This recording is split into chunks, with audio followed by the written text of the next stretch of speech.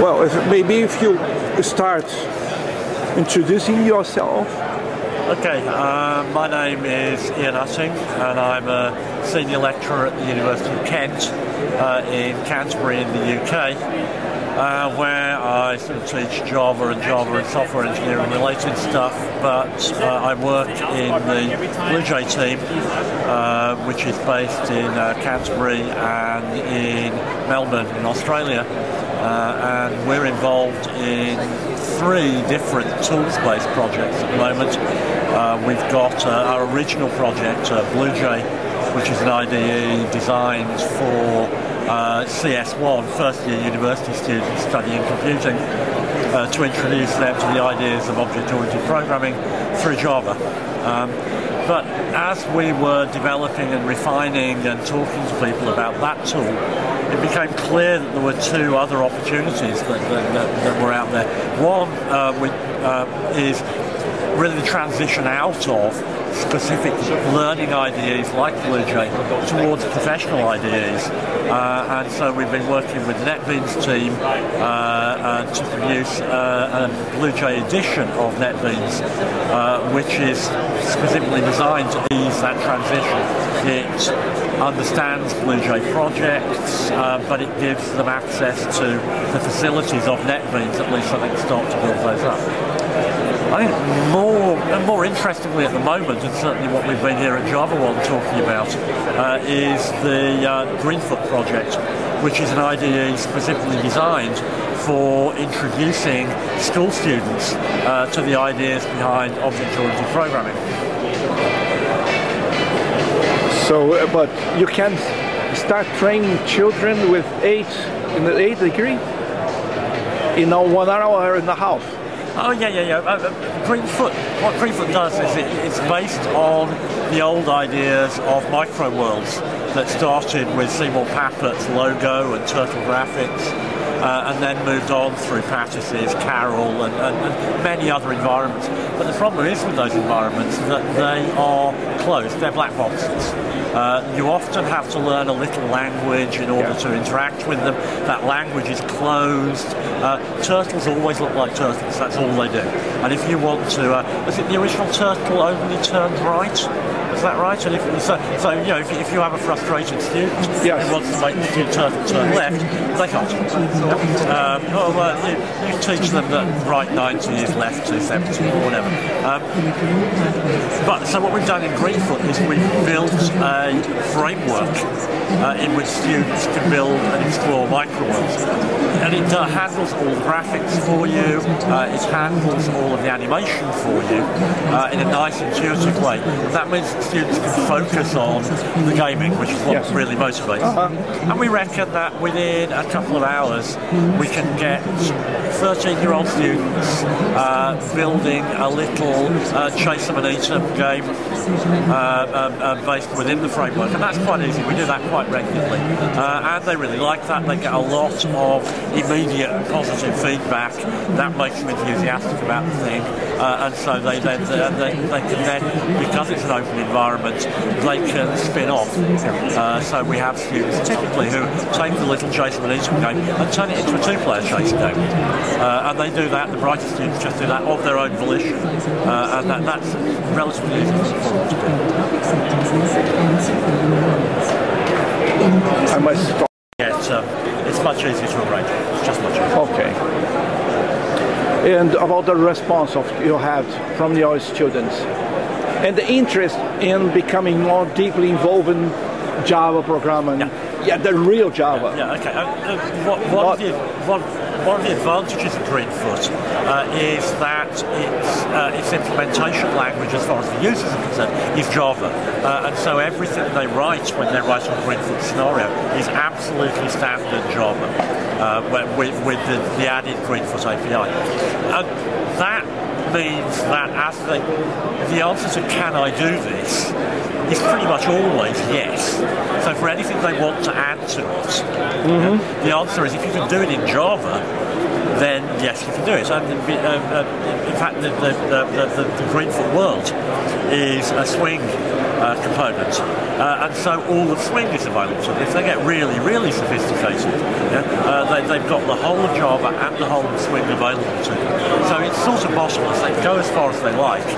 And there's no bar. There's not with the traditional closed micro worlds. There's always you've got this far, but actually there's no way to do anything else in the micro world, and so that's where you stop.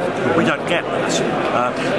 But how many of your basic students make the jump to the real programming? Okay, that's hard to tell. We've only been running Greenfoot in schools for the last 6 months. So there are not enough people. We're not enough longevity. We have had returners, so we have had people come back to do more, and we know of students who download it themselves and are playing around with it. We hope, one of the things we are doing to sort of encourage that is we're working with James Gosling on the My Game site, which we've been using here at Java One,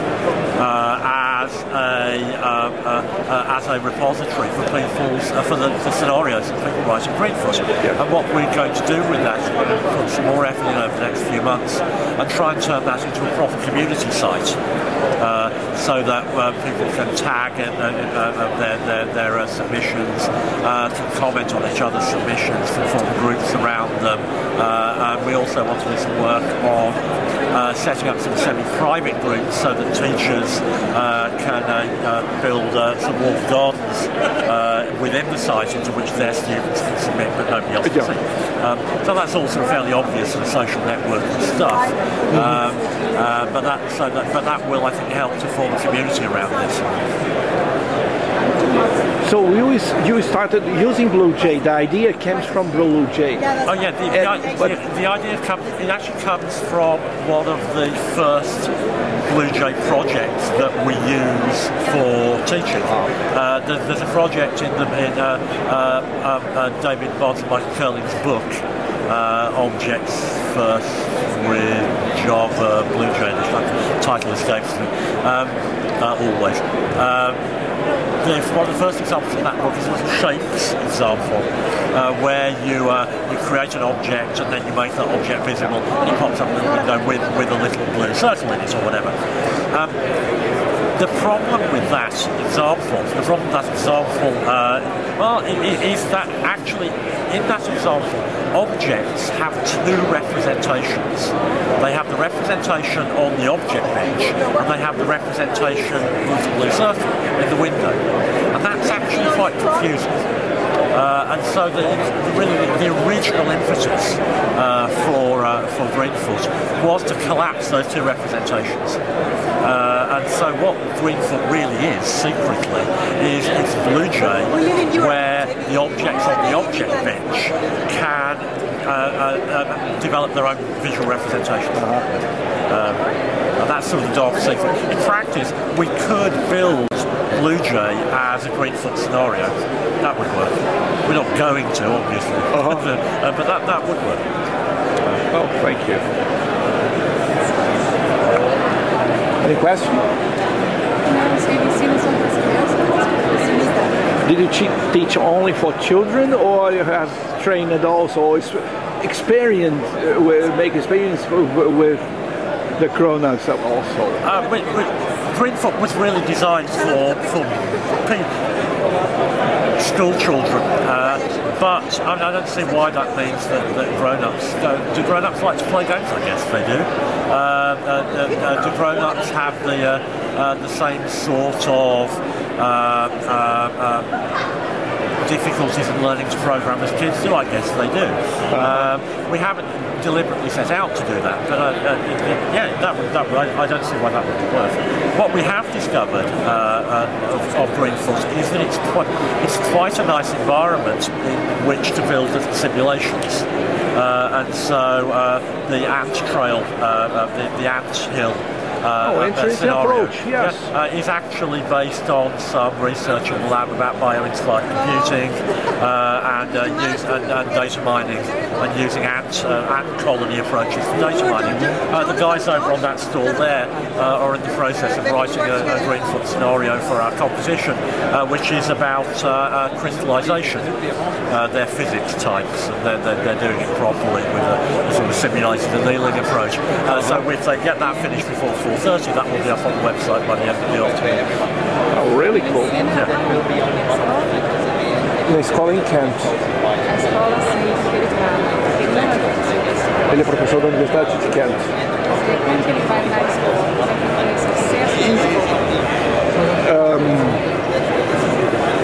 Not so easy to make all the translation. It's my problem. It's the age. But you are college professor. We're university professors. Yes, and how you can go to a school because there. I wouldn't claim to be a teacher of school children, but we know a lot of people who are, and like all universities, certainly in the UK, we are encouraged to and happy to form relationships with local schools, with schools in the region, to help them. Certainly, I mean, in the UK, IT teaching in schools is very patchy in terms of take-up and in terms of the skills of the teachers.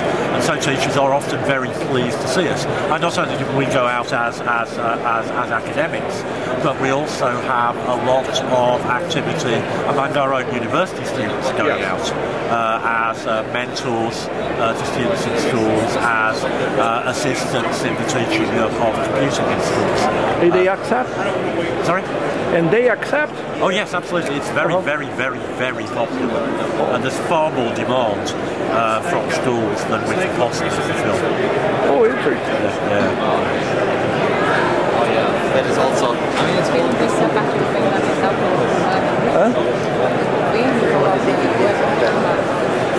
The founding of your project. You're receiving money from the university, for the government, or just... Because it is open source, I remember this. No, I have read. It's not open source. It is free. It's free, but it's not open source, as in beer, but not, it's not open. We're wary of feature creep. The success of BlueJ certainly is based not on the features it has, but on the features it doesn't have. It would be really easy for it, and everybody wants one more feature, and they're all different, and you end up with VisualStudio.net again, and we don't want that. But in terms of the project started, in fact, as Michael Curlin's PhD project at the University of Sydney in Australia, which was called Blue, which was a language and an environment for teaching. I remember reading it. And that was then migrated into BlueJ, which is the Java version of the Blue environment, and that was supported by initially by Monash University and by Sun Microsystems through Emil Salfa, and then the team moved and grew and migrated, and we're now based at Deakin University in Melbourne, Australia, and at the University of Kent in Canterbury, and we are still generously supported by Sun, and they really have made all of this possible. We have something like it's difficult to tell, at least 800 universities worldwide using BlueJ, and maybe 250,000 students a year using it to learn programming, and that imposes a significant support load. And then Java language keeps changing, and we have to track that and the usual stuff.